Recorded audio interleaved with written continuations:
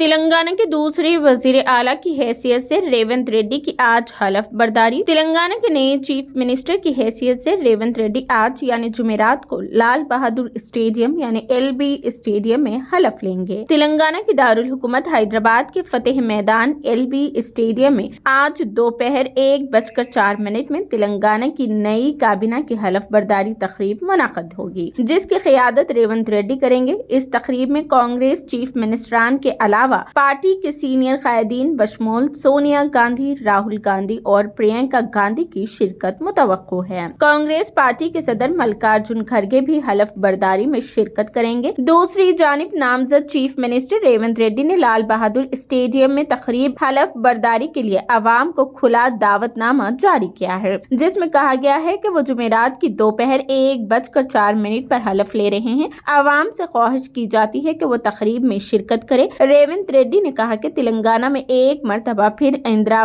راج قائم ہوا ہے، اسے اپنی آنکھوں سے دیکھنے کے لیے عوام کو کثیر تعداد میں شرکت کرنی چاہیے۔ انہوں نے تلنگانہ عوام طلبہ کی جدوجہد اور قربانیوں کے نتیجے میں تلنگانہ کی تشکیل کا حوالہ دیا اور کہا کہ سونیا گاندھی نے تلنگانہ کی تشکیل کے عہد کو پورا کیا۔ تلنگانہ کے دوسرے چیف منسٹر کی حیثیت سے حلف لیتے ہی ریونت ریڈی عوام کو دی گئی 6 ضمانتوں سے متعلق فائل پر پہلی دستخط کریں گے۔ پارٹی ذرائع کے مطابق سونیا گاندھی اور راہل گاندھی نے ریونت ریڈی کو 6 ضمانتوں پر عمل آوری کی اولین ترجیح دینے کی ہدایت دی ہے۔ سونیا گاندھی اور راہل گاندھی نے اعلان کیا تھا کہ کانگریس حکومت کی تشکیل کے بعد کابینہ کے پہلے اجلاس میں 6 ضمانتوں کو قانونی شکل دینے کا فیصلہ کیا جائے گا۔ ریونت ریڈی حلف برداری کے بعد عوام کو دیے گئے وعدوں کی تکمیل سے متعلق فائل پر پہلی دستخط کریں گے۔ واضح رہے کہ 2004 میں انجہانی وائس راج شیکھر ریڈی نے زرعی شعبے کو مفت برقی سربراہی کی فائل پر حلف لیتے ہی پہلی دستخط کی تھی۔